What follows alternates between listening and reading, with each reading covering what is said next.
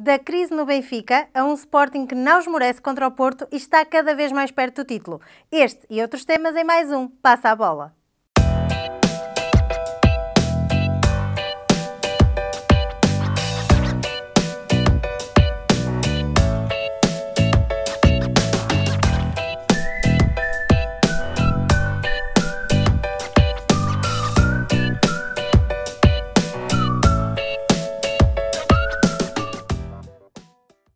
Olá Fernando, cá estamos para mais uma semana de Passa a Bola e sem perdermos mais tempo vamos passar às competições europeias. Como é que saíram as equipas portuguesas na Liga Europa? Olá Ana e olá a todos os nossos ouvintes. Mais uma vez o nosso agradecimento porque estamos a subir no ranking dos ouvintes e de quem nos vê o programa. Ficamos muito agradecidos. É sinal que estamos a trabalhar no bom sentido. E esperamos continuar e aumentar os likes. Bem, relativamente à Liga Europa, não há assim muito a dizer.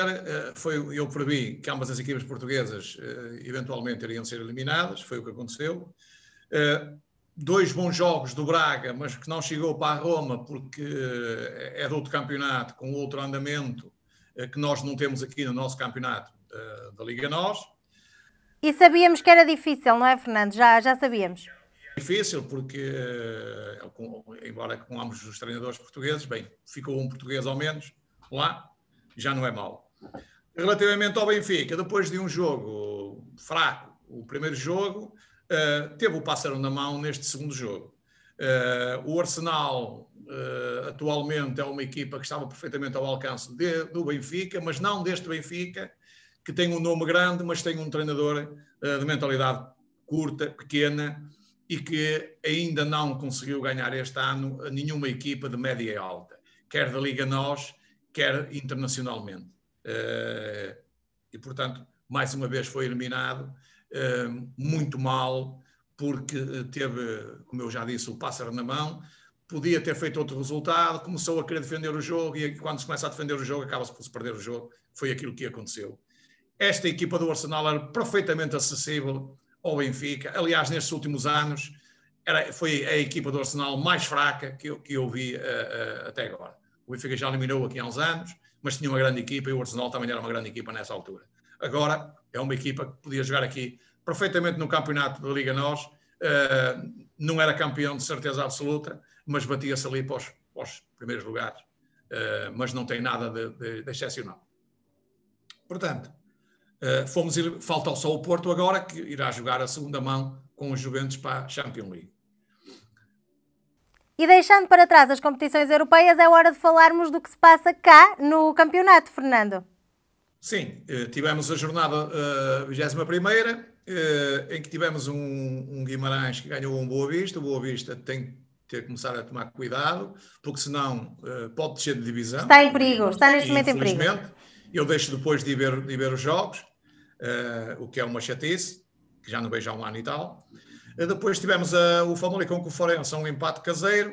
O Santa Clara, excepcionalmente, e que ninguém contava, foi um resultado que até falhámos na aposta desportiva, ganhou 3-0 ao Passos Ferreira. Foi um jogo que correu mal ao Passos Ferreira e correu bem ao Santa Clara. Depois tivemos um Porto Sporting, vamos já falar mais à frente, um empate, que era o que a gente previu. O Portimonense também empatou com o Marítimo em casa. O Tondela ganhou 1-0 ao Gil Vicente. O Nacional perdeu com o Braga por 2-1. Vamos já falar mais à frente. E o Benfica ganhou 2-0 ao Rio Ave. E o Moreirense empatou com o Belenenses Estado 2-2. Relativamente ao clássico, foi um jogo bem disputado, não um grande jogo tecnicamente, em que o Sporting fez aquilo que se esperava. Jogou pela certa, para pelo menos não perder. O Porto apostou mais na vitória, como era normal, porque com 10 pontos de diferença convinha reduzir para 7. Não conseguiu isso.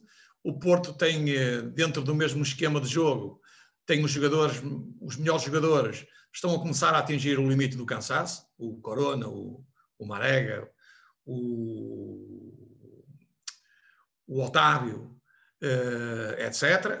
E, portanto, isso está a começar a pesar nas pernas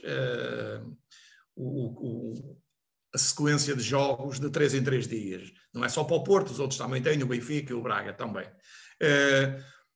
Não houve casos de arbitragem, foi um bom trabalho, não há aqui nada de estranho. Claro, não houve penalti nenhum, costuma haver nos jogos do Porto ultimamente. Neste não houve nenhum penalti, embora se tivessem criado ali algumas cenas para eventualmente o árbitro ter arbitrado ou ter apitado para a marca de grande penalidade. Não houve casos para isso. Foram casos limpos e, portanto, o Sporting passou incolume no estádio do Dragão e continua com a mesma vantagem dos 10 pontos. Se eu já dizia que o Sporting era campeão, com este empate, muito mais dificilmente as outras equipas, nomeadamente a que vai em segundo lugar, que até é o Braga, dificilmente irá agarrar o Sporting. Atenção que o Braga está a 9 pontos e a menos 1 ponto do que o Porto. O Porto a 10 e o Benfica a 15 pontos. Portanto, não há nada a dizer. Dentro daquilo que é normal, o Sporting jogou aquilo a que fomos habituados, aqueles rapazes todos novos, alguns da formação, ou a grande maioria, sem medo de jogar no Dragão, coisa que há outras equipas mais conceituadas e que gastam muito mais dinheiro a atravessar a ponte agora. É um problema psicológico grave, portanto não conseguem, basicamente perdem os jogos quase todos, excetuando este caso e alguns casos esporádicos, infelizmente. O Sporting jogou dentro daquilo que era esperado, uma equipa personalizada, dentro de um esquema, que não altera o esquema conforme o adversário, e os adversários é que têm que se alterar para ganharem ao Sporting, e portanto é uma equipa com dinâmica, é uma equipa solidária, que isto é fundamental, é uma equipa que joga simples e é uma boa equipa. Claro que para ser uma equipa superior terá que fazer aqui um investimento. Mas esta era uma das provas de fogo que se esperava do Sporting e que mais ou menos que passou com distinção, na tua opinião, é isso? Exatamente, para outro patamar. E vamos ver para o ano se eles vão apostar nisso e se também vão manter os jogadores todos, coisa que é um bocado difícil no futebol português. Depois tivemos um Benfica Rio Ave. É mais do mesmo. Aqui o treinador fez algumas invenções, que é o normal dele, do coveiro do Flamengo, que veio do Flamengo. Deu uma entrevista aqui há pouco em que pedia para os sócios, em vez de darem buzinões e ou buzina delas, dessem mas era buzinões e dessem carinho aos jogadores do Benfica, mas o primeiro indivíduo a faltar ao carinho aos jogadores do Benfica é o seu próprio treinador, porque estagnou e ostracizou alguns jogadores do plantel. E não é por acaso que o plantel do Benfica não joga mais. E podem os benfiquistas estar descansados e terem a certeza absoluta daquilo que eu já estou farto de dizer aqui. Este Benfica não irá jogar muito mais do que aquilo que joga. Porque há uma barreira entre os jogadores e o treinador. E porquê? Porque jogam determinados jogadores que são afetos ao treinador, foi o treinador que os trouxe, independentemente de jogarem bem ou não. Jogam sempre. Outros, por grandes exibições que possam fazer, vão para o banco ou vão para a bancada. Sim, teremos também a oportunidade de falar dessa crise que se vive no Benfica mais à frente. Fernando, pedia-te que falasses do jogo. A crise é mais, exato, Ana, mas a crise é mais, engloba outras coisas também, não só os jogadores de futebol. Eu continuo a dizer que o Benfica tem o melhor plantel do campeonato português. O seu treinador, com a sua arrogância e a sua mediocridade, é que não deixou que este Benfica fosse campeão este ano com uma perna às costas. Estava convencido disso, atendendo até que o Benfica gastou mais de 100 e tal milhões. E é inadmissível estar no lugar em que está. Outros com menos pontos e mais resultados foram embora. Este não, por algum motivo. Mas nós à frente vamos esclarecer este assunto. Vamos falar disso, com certeza. Depois tivemos um Braga, uma vitória, parece fácil, mas o Braga é quem facilitou, embora na segunda parte tivesse adormecido um pouco e o Nacional reduziu, mas foi uma vitória inequívoca de um Braga, que para mim é a melhor equipa de momento e com o Passos Ferreira que estão a jogar a bola. E já cá está o paradigma, estamos a falar em duas equipas que pouco investiram, relativamente aos outros. Não ao Sporting, que investiu pouco, mas relativamente ao Porto e então ao Benfica nem se fala. Dava para comprar uma equipa do Braga e a equipa do Passos Ferreira ao mesmo tempo. Muito bem, Fernando. E para a próxima jornada, prevês alguma surpresa? Achas que tudo se vai manter? Antes de dizer, queria só dar aqui um comentário sobre o jogo do Benfica-Rio Ave, que eu ainda não fiz. Sim. O Benfica entrou muito forte nos primeiros 15 minutos, mas depois dos 15 minutos adormeceu, desapareceu do jogo. O Rio Ave podia ter ido para o intervalo a ganhar por 3 ou 4, não foi, falhou essas oportunidades todas. O Benfica entra numa segunda parte, contrariamente ao que é normal, que é uma segunda parte fraquíssima, e adormecem. Entrou forte, o Rio Ave recuou, o Benfica acabou por fazer 2 golos e bem, estava a saber quando é que eles marcavam um golo, salvou-se os pontos, que é o mais importante para o Benfica nesta parte do campeonato, que para lutar pelo segundo lugar no mínimo, o primeiro já não chega lá, mas para o segundo lugar e para o terceiro, o Benfica tem que se manter pelo menos a jogar mal, mas a ganhar pontos, e depois tiveram mais oportunidades que não as concretizaram, mas no fundo ressalta-se o resultado. Lá está, com mais algumas adaptações e invenções do treinador e substituições mal feitas, que já nem vale a pena bater no ceguinho, porque isto já passa a ser a cassete, é sempre a mesma. Já vimos esse filme, não é, Fernando? Ok. E então, em relação à próxima jornada, o que é que tu achas que vai acontecer? A próxima jornada, temos aqui um Porto. Deixa-me cá ver. O Gil Vicente, Futebol Clube do Porto. Sim. Temos um Sporting com o Santa Clara. À partida, o Sporting vai ser mais uma vitória, embora o Santa Clara não seja uma equipa fácil. Temos um Belenenses Sado Benfica no campo das batatas, porque aquilo é um pantanal. Vamos ver como é que o Benfica se vai adaptar. Ou se o campo agora já está melhor ou não, se fizeram alguns melhoramentos ou não.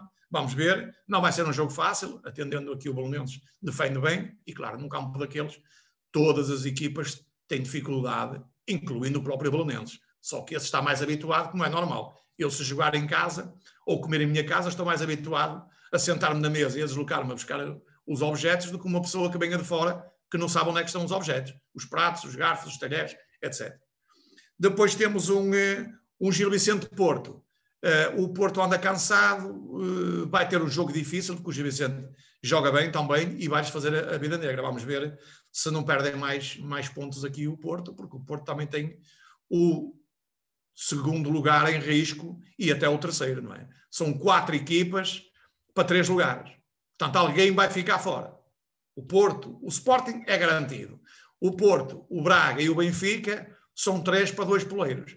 Isso é de certeza absoluta que um fica de fora. E quem ficar de fora tem que vender jogadores para o ano, porque atendendo ao Covid que estamos e vamos manter por algum tempo, os espectadores, falta de dinheiro, etc., não há hipótese nenhuma de segurar os jogadores, porque não há rendimentos suficientes para manter estes jogadores. E esta semana também teremos jogos para a Taça de Portugal, Fernando. O Braga e Porto voltam a encontrar-se e o Benfica defronta o Estoril.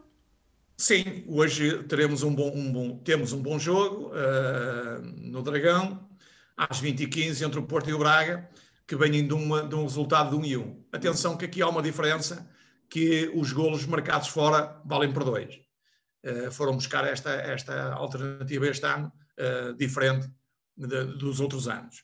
O Benfica joga amanhã, traz um resultado do Estoril 3-1 à partida, provavelmente, e muito dificilmente não irá ser um dos candidatos da final da Taça de Portugal. Hoje, ponho as minhas dúvidas, vamos ver. O Braga já faz frente ao Porto e vai fazer outra vez e vai vender bem cara a derrota. Se é que vai ser derrotado. Vamos ver. Mas prevejo um bom jogo. Já que dás o Benfica como um candidato quase certo à final, em jeito de provocação, Fernando, qual dos adversários é que preferias, o Braga ou o Porto? Eu acho que para o Benfica seria preferível o Braga, porque é um jogo mais aberto, é um jogo que o Benfica se sente melhor a jogar com o Braga do que com o Futebol Clube do Porto, por várias vicissitudes. E o Porto também tem que se agarrar a ganhar um troféu este ano. Pode também ficar como o Benfica, sem ganhar troféu nenhum. Certo, Fernando. Veremos se os benfiquistas que nos assistem também concordam contigo. Já do outro lado do Atlântico, temos um Flamengo que mesmo sem Jesus volta a ser campeão. Sim, o Flamengo campeão, e eu já tinha dito aqui, não neste programa, até nos anteriores do Bancada Lusa, que o Flamengo iria ser campeão novamente. Não me enganei, o Flamengo teve 3 treinadores numa época, em 38 jogos, 21 vitórias, 8 empates e 9 derrotas. E ainda para cúmulo, no último jogo perdeu com o Santos. Isto sem o mestre da tática, o especial do Flamengo, o rei da arrogância, chega à conclusão que com esta equipa qualquer labrego era campeão. Até a Libertadores, o Abel, que ainda sem desfazer as malas a ganhou.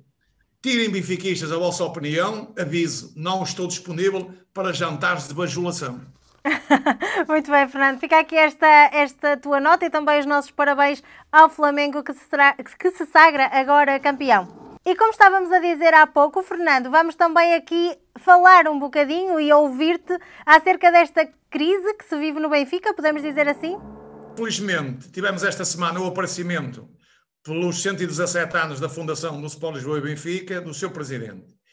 Hibernou, bem, os ursos polares também fazem o mesmo. Infelizmente, tinha uma boa imagem e ideia do Pedro Pinto como jornalista, mas fiquei agora a saber que é mais um que aderiu ao sistema coreano do Rei Sol. Gostava que tivesse questionado, eu e os milhões de benfiquistas, algumas citações soltas e mais importantes do Rei Sol, que preferiu o seguinte: não estou agarrado ao lugar, mas em cada 3 sócios, 2 votaram em mim. Pergunta: por voto eletrónico, sim, mas explique lá ao povão essa história recambolesca do desaparecimento das urnas e da não recontagem dos votos. Aqui também a oposição fraca teve a sua culpa. Na próxima época, se não houver imunidade, a equipa não se equipará em balneário algum. Pergunta: então explique lá onde está essa estrutura 10 anos à frente dos outros. Essa ameaça do se for preciso eu falo já é uma cassete gravada e com mofo do Otávio, que nunca colocou os nomes aos bois. Mas nós, benfiquistas, queremos ouvir os nomes. Então você, como presidente, não tem que defender o Benfica?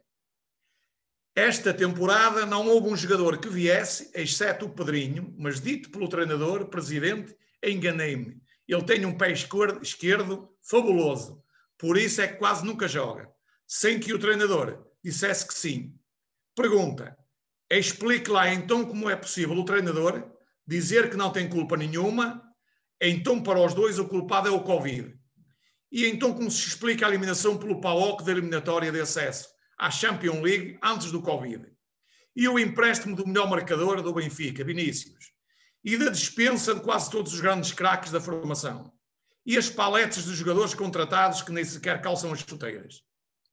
A Operação Lex, a Mala Chiao, a OPA e, por último, os 1,2 milhões a uma empresa que nem sequer existia. Bem, deve ter sido o Covid. Este Covid tem as costas largas. Se o clube fosse meu, seguia o caminho do Seixal, porque é o caminho certo. Pergunta: com este treinador, então mandou-o embora, com um processo criminal de 14 milhões de indemnização, porque não servia para o projeto do Benfica. E foi buscá-lo outra vez em avião privado ao Brasil e ao staff técnico. Todo para que fim e com que intenção? Assumo inteira responsabilidade por o que está a acontecer. Pergunta: então se o Benfica falhar todos os objetivos do ano, do maior investimento em jogadores e treinador, demite-se? Por último, e para acabar, por que motivo Rubem Amorim rejeitou treinar os sub-23 do Benfica? Agora vai para lá mais um cartilheiro lamba-botas incompetente, Simão Sabrosa. Para despedida, relembro palavras de Renato Paiva, antigo treinador da equipa B do Benfica. Os bons já saíram todos. Os que lá continuam, por algum motivo será. Pobre Scouting. Amigos benfiquistas, temos que estar atentos porque a procissão ainda vai no ar. Tenho dito. Obrigada, Fernando. Esperemos que os benfiquistas ouçam este teu desabafo sobre esta crise que se vive no clube e que de alguma forma concordem contigo e se identifiquem também com a tua opinião. E por hoje falamos então da atualidade esportiva e passamos, como habitualmente, às nossas apostas. Certo. Como é que nos saímos a semana passada? Fizemos bem, fizemos 10, estivemos lá quase no pódio. faltam-nos 4 resultados, mas devemos lá chegar. Com certeza. Vamos aos desta semana. Vamos manter a persistência. É isso. Que é a nossa melhor arma. Bem, então vamos começar por ti, Ana. Sim. Gil Vicente, Futebol Clube do Porto. 2, Futebol Clube do Porto. 2. Boa Vista, Famalicão. Vou apostar aqui no Boa Vista, porque se Boa Vista não ganhar aqui ao Famalicão, as coisas vão se complicar. Começa a ficar complicado. Portanto, Rio Ave, Farense, para ti. Rio Ave, 1. Limonense Tondela, para mim, vou apostar aqui no 1. Marítimo Moreirense, para ti. 1, Marítimo. 1. E Penafiel Académica, para mim, vou apostar aqui no 2. Depois, isto é a segunda liga já. Oliveirense Desportivo de Chaves. 2, Desportivo de Chaves. 2. Para mim agora, Premier League, Manchester City, Manchester United, 1. Aston Villa, Wolverhampton. 1x. 1x. E depois temos Atlético Bilbao, Granada, para mim, 1. Campeonato Espanhol. Real Sociedade, Levante. 1. 1. Juventus Lazio, para mim, 1. E Hellas Verona, AC Milan. 2. Para mim, o Super 14, Atlético Madrid, Real Madrid. Isto é um jogo engraçado. Não é fácil. Mas vou apostar na vitória do Real Madrid. Embora o Real Madrid ande a jogar mal, mas este Atlético Madrid não me convence. 2. E estão feitas as nossas apostas para mais uma semana, Fernando. Por cá não nos temos enganado muito nos resultados nem nos teus prognósticos. Desse lado, já sabem, continuem a assistir-nos. Nós ficamos muito felizes de saber que as visualizações têm subido todas as semanas e que desse lado vocês são cada vez mais. Se ainda não o fizeram, não se esqueçam de subscrever o nosso canal, deixar o vosso like e também de nos seguirem nas nossas páginas de Instagram e de Facebook. Nós estamos sempre por lá a responder aos vossos comentários. Obrigada, Fernando. Obrigado a todos e um abraço para toda a gente. Obrigado. Até para a semana.